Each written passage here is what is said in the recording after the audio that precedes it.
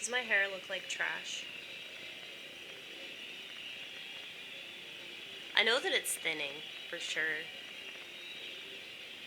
It looks cool right now because the heater is blowing on it. So, there's a Marilyn Monroe effect going on without all the government conspiracy crap. Oh. They will never be satisfied. So, I think I'm gonna do it this way, 3 separate lines. They never will be satisfied. The message is what's most important. Now, I consider myself to be something of an anti-artist, and the reason why I say that is because I know that it's not good. And I think that, like, artists typically want to make something that's decent, you know? But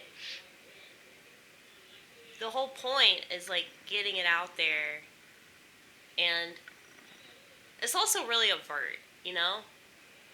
I think that with art, they try to make it somewhat subtle. Well, I guess it just depends on the art. It depends on the type of art, and it depends on who's paying for it. Yeah, that's true too. But here's the thing.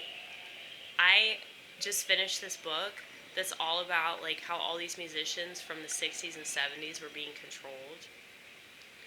And how like the last chapter of this book, well actually the second to last chapter, third to last chapter, I'm pretty good at correcting myself, am I not?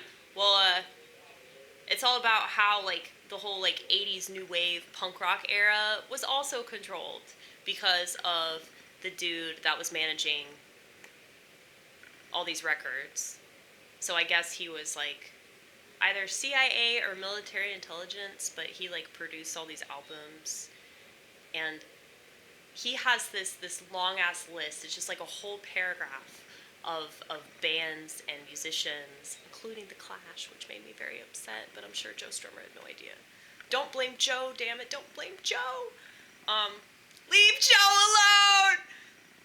Anyway.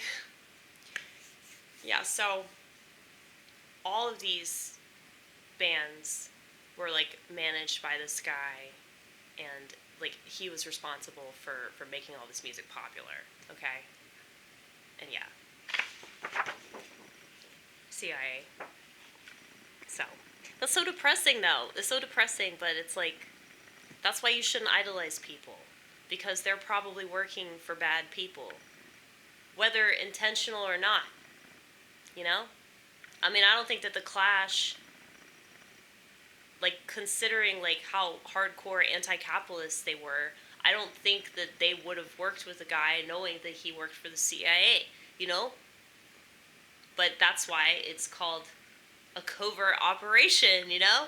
So, there are definitely people in these camps that, like, know their handlers, and they go to the sex parties, and they fuck the kids that are drugged out of their minds, and, you know, they do all kinds of messed up shit, and they could potentially be blackmailed, you know? Like what we saw with Epstein's Island, I mean, that's the way of the world. So,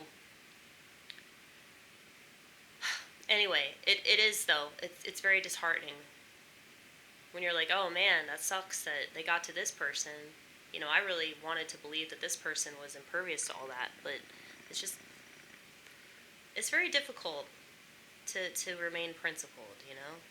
And I think that's why, like, the 90s was, like, obsessed with this whole, like, you know, vilifying anybody that's even thought to have sold out, you know, but I think it's had a very, like, traumatic effect on me because I act like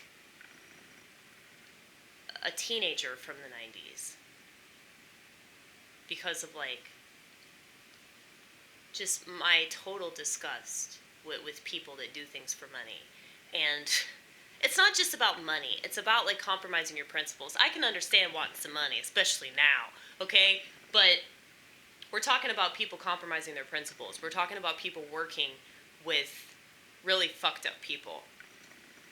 So, anyway, back to my poster.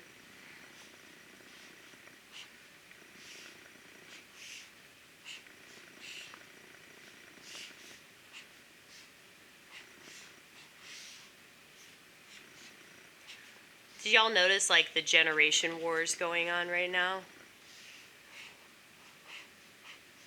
So if it's not race wars, it's gender wars, and if it's not gender wars, it's letter wars, and if it's not letter wars, it's generation wars, and if it's not generation wars, it's holy wars. And if it's not holy war, it's just regular ass war.